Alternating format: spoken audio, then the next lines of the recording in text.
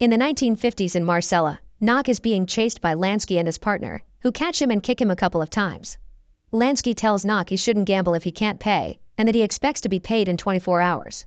Since he doesn't have any money, Nock tries to think of a way to get out of this one and finds himself at the harbor, where a cruise captain is desperate to find a doctor for a 6-month trip to India.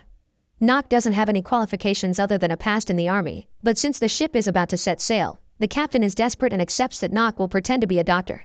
Nock learns as much as he can from the medicine books he finds in the doctor's office. When they bring in a sick mechanic, the man explains he knows he has typhus because he's often seen it while sailing, and he's heard what treatments his co-workers used in the past. Pretending to test him, Nock makes the man repeat the treatment he's heard of as he writes it down, then tells him to do exactly that. Afterward, Nock goes for a walk on deck and sees a lady that has sunbathed for too long, making her face extra red. Nock implies she may have a skin condition, then leaves for the kitchen, where he takes some whale fat to make a fake ointment. When he gives it to the lady, he pretends it's a rare oriental ointment that even Cleopatra used. A few days later, the redness of the lady's face disappears naturally because it had only been a bad tan, but she thinks it's thanks to the ointment and is willing to pay any cost for more. After selling her 3 bottles at a crazy price, Nock checks on the mechanic, who is doing better too. The captain is amused at how well Nock's doing and wonders what he'll do after the trip, to which Nock answers he'll go to medical school. 5 years later, Nock arrives at the small village of San Maurice, where he'll be taking over Dr. Parpolade's practice. Parpolade is moving to retire in the big city and wants to leave his office in good hands, so Nock assures him he studied to be a doctor after accidentally referring to the patients as clientele. The next day, Nock pays the mailman to go around town with an announcement. On Tuesday morning, he'll give every person living in San Maurice a free consultation. Afterward, he goes to the local pharmacy to meet Mr. Mousquet, whose business isn't doing well. Nock uses his charms to reach an agreement. They'll make people think they'll feel worse than they actually do and share the earnings. As the mailman delivers the announcement around town, gossip around Nock begins to spread. He's more elegant than what they're used to, but different is intriguing. However, priest Lupus thinks a doctor that offers free consultations is suspicious and must be hiding something. Some hours later, the mailman goes to Nock for his payment and is approached by Adele to drop a letter, causing Nock to start developing an interest in her. Afterward, he gives the mailman his free consultation, already using his charms to convince him his stress has some hidden sources they're going to treat. In the afternoon, Nock goes to the local school to speak to Bernard, the headmaster, to scold him for not having health classes at school. He leaves him some material to teach the kids about hygiene, including some posters that may come off as creepy and scary to the kids because of their gritty illustrations. These posters are also hanging on the walls of Nock's office, so when Tuesday comes around, everyone is feeling quite uncomfortable while waiting. Nock's first patient is Adele's employee La Cook, who feels well and only came because it's free. When Nock notices her yawning, he gives her a quick checkup and tells her to diet and rest for a few days before deciding on a treatment. At that moment, Lupus arrives at the office and scoffs at everyone for being here when they never are this eager to go to mass. After La Cook leaves, he cuts in line and sees Nock next, intending to give him a piece of his mind. However, Nock quickly takes over the conversation, tells Lupus he has conjunctivitis, and sends him away with a prescription. When La Cook returns home, she orders Adele to tidy up her room and get a second mattress. Nothing shall bother her while she rests. But when Adele coughs, La Cook doesn't show the same worry for her health and tells her to stay silent. Next, Nock checks on the mailman, who is doing much better even if he realizes he needs to pay for this second consultation.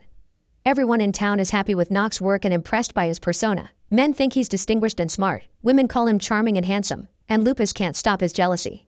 He's so popular that Elizabeth comes to see him just to gift him a basket of goods she baked herself and invites him to the mayor's dinner party while trying to flirt. In the evening, Nock assists this dinner party, where rich widow Pons competes with Elizabeth to see who gets to flirt with the doctor more. Nock also takes the chance to invite everyone to the conference he'll be giving at the school the next day. In the morning, the classroom is filled with both kids and adults listening to Nock talk about the kind of illnesses that can be found everywhere. He calls Didier to the front to give a demonstration, pointing out how to discover bad signs inside the mouth. Fortunately, Didier is clean, and Nock congratulates him for his good hygiene, earning him a round of applause from everyone.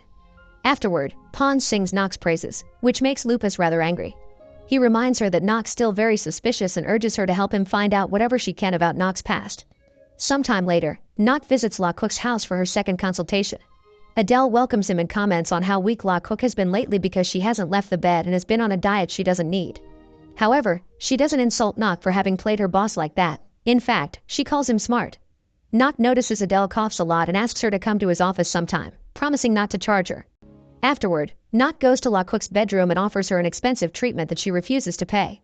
Lockhook tries to convince him she's doing fine by doing some exercise, but that only makes her feel worse, causing her to give in and pay Knock whatever amount he asks for. A few days later, Knock visits Mouske for their monthly meeting. The pharmacy is doing much better now and Mouske is impressed by the money he's making, so he's hesitant to lose this when Knock comments on the chances of doubling their earnings. However, Knock uses his charms once again and gives him a speech about the two of them being the guardians of this town's health. Later, Knock's visited by Pons, who manages to get him to visit her 4 times a week to check on her health. She may be flirting, but Knock plays along because of the money that will bring. Pons also tries to ask some questions about his past, but Knock only gives her vague answers before dismissing her. His next patient is Elizabeth, who is desperate to beat Pon and takes off her coat to show Knock she isn't wearing any clothes. Her efforts are in vain though. Knock turns her down and asks her to leave. The night of the town's annual party, Knock notices Adele arguing with her fiancé and leaving the building in a huff, unaware that a newly arrived stranger is also sneaking in through the window. This stranger turns out to be Lansky, who has been traveling as a tramp. Lupus finds him stealing food and tries to call for help, but Lansky grabs him by the neck and threatens him into letting him stay in the church for a few days. Back to Knock, he takes his car down the road to offer a lonely Adele a ride. He scolds her for not wearing gloves and a scarf, but quickly apologizes when she mentions she isn't in the mood to be chastised. The two of them chat and bond on the way to her house, and Adele confesses she's broken up with her fiancé. She also claims to be the only one in town who knows why he's different. The next day, Adele comes to ask Knock for help with Lockhook's dog Tom, since she can't take him to the vet because Lockhook will only pay for the animals that give her money, like the cows and sheep. Luckily, Tom's only dislocated his shoulder, thus Knock's able to quickly put it back into place. While Tom gets to run around again, Knock confesses he had been jealous of Adele's fiancé, so she asks him to dance with her right there to the rhythm of the birds singing. Sometime later, Lansky sees Knock in town and recognizes him, wondering what's going on. Knock has come to pick Mouske up to start a new project at the local hotel, and Lansky sees it all. After telling Lupus he'll stay 1 more week, he goes looking for Knock to ask for money. At first, Knock isn't afraid of him and pays him double the money he owed him. However, this isn't enough for Lansky and begins bribing Knock, asking for a big amount of money in exchange for keeping his secret. Adele doesn't show up for her date with Knock, so he goes to Lockhook's house, who asks him for a new prescription before confessing Adela has been in bed sick for 4 days. Yet when Knock wonders why he wasn't called, Lockhook says she didn't see a reason because she was feeling better. Knock rushes to check on Adele and worries when she sees the condition, causing him to send her to get some tests done at the city hospital. Before leaving, he leaves her a gift, a scarf with a pair of gloves. Unfortunately, when a few days later Knock gets the test results, they bring bad news. Adele has tuberculosis. Knock calls a friend in a specialized clinic to ask for treatment for Adele. He also promises to pay for it and requests his friend to keep it a secret from her. Later, Knock goes to the bar, and everybody falls silent when Lupus begins pointing out more people are sick now than ever. The bartender apologizes, pointing out that Lupus is just angry because nobody goes to church anymore since they're more concentrated on their health, but Knock doesn't let it bother him. Afterward, Knock takes Adele to the bus station and says goodbye to her. Elizabeth's in the area and sees them kiss. Feeling bitter, she rushes to the church to ask for confession. She tells Lupus an exaggerated version of what she saw and how warm it made her feel. She also lies about the day she went naked to the doctor's office and pretends Knock took advantage. Lansky notices how eager Lupus is to get bad gossip about Knock, and after Elizabeth leaves, he offers to tell Lupus some things about Knock's past in exchange for money. The next day, Knock goes to check the hotel, which is being transformed into the village's first clinic. He learns that Lansky is there renting one of the last rooms left, and finds him cleaned up and armed. Knock gives him the money he asked for, but Lansky grabs it only to ask for more, this time an even more insane amount. Meanwhile, Lupus goes to see the mayor to tell him Knock took advantage of Elizabeth and corrupted Adele into leaving her beloved hometown. However, the mayor doesn't fall for it. He already knows Adele was sent to a clinic, and points out Elizabeth is always taking her clothes off for people, including the mayor himself. Some days later, Knock receives a letter from Adela, who is very comfortable in the clinic and feels lucky to have met him. That night, Lansky comes over for his payment, so Knock promises he'll take out the money from the bank the next day. To seal the deal, Knock invites him to toast with whiskey, and Lansky takes it without knowing the doctor tampered with it. The next day, Lansky is suffering from such an awful case of diarrhea that he sullies many of the floors and walls of the hotel. Knock goes to check on him and pretends Lansky's terribly sick, so he promises to help after Lansky gives him back his money and signs a letter confessing all his past crimes.